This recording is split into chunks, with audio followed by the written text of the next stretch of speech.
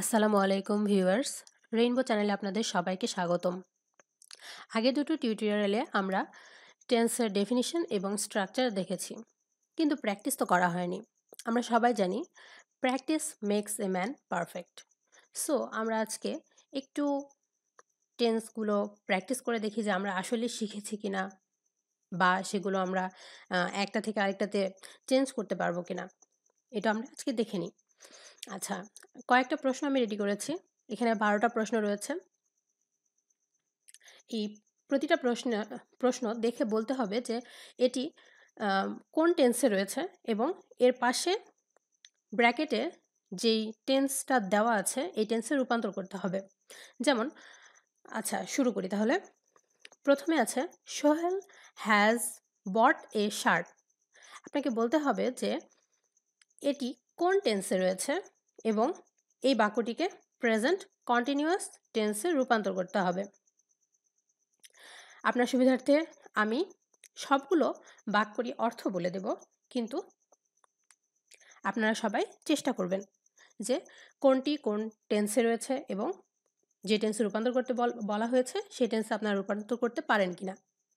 কেননা নিজের দক্ষতাটা নিজেরই যাচাই করা উচিত।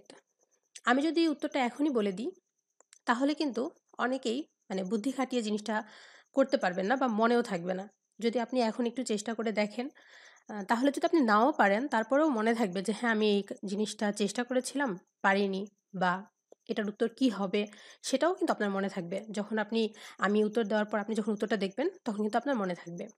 আচ্ছা, প্রথমটি হচ্ছে Sohel has bought a shirt. Sohel একটি শার্ট কিনেছিল। এটাকে প্রেজেন্ট কন্টিনিউয়াসে রূপান্তর করতে হবে এবং বলতে হবে এটি কোন টেন্সে রয়েছে। এরপর দ্বিতীয় প্রশ্ন হচ্ছে my sister was writing a letter. আমার বোন একটি পত্র লিখছিল। এই বাক্যটিকে প্রেজেন্ট পারফেক্টে রূপান্তর করতে হবে এবং বলতে হবে এই বাক্যটি বর্তমানে কোন টেন্সে রয়েছে। 3 number, he is present in the meeting. এই বাক্যটিকে পাস্ট ইনডেফিনিটে রূপান্তর করতে হবে। এই বাক্যটির অর্থ হচ্ছে সে মিটিংয়ে উপস্থিত রয়েছে, এবং অবশ্যই আপনাকে বলতে হবে এটি বর্তমানে কোন টেন্সে রয়েছে। 4 number, my mother met me. আমার মা আমার সাথে সাক্ষাৎ করেছিলেন। এই বাক্যটি কোন টেন্সে রয়েছে এবং এই বাক্যটিকে ফিউচার ইনডিফিনিটে রূপান্তর করতে হবে। 5 নম্বর, she is drawing a picture for 2 hours. সে 2 ঘন্টা ধরে একটি ছবি আঁকছে। এই বাক্যটিকে প্রেজেন্ট পারফেক্ট কন্টিনিউয়াসে রূপান্তর করতে হবে। 6 number, we shall fly kites. আমরা ঘুড়ি উড়াবো। এই বাক্যটিকে পাস্ট কন্টিনিউয়াসে রূপান্তর করতে হবে। He is going to market. সে বাজারে যাচ্ছে। বাক্যটিকে ফিউচার কন্টিনিউয়াসে রূপান্তর করতে হবে। 8 number, he will have been reading for 2 hours.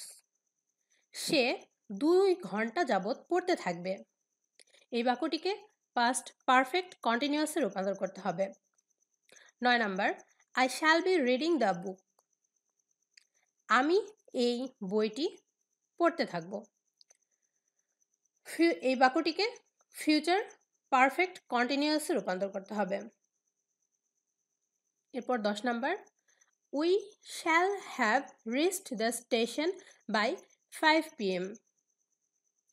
আমরা বিকেল 5টার মধ্যে স্টেশনে পৌঁছে যাব।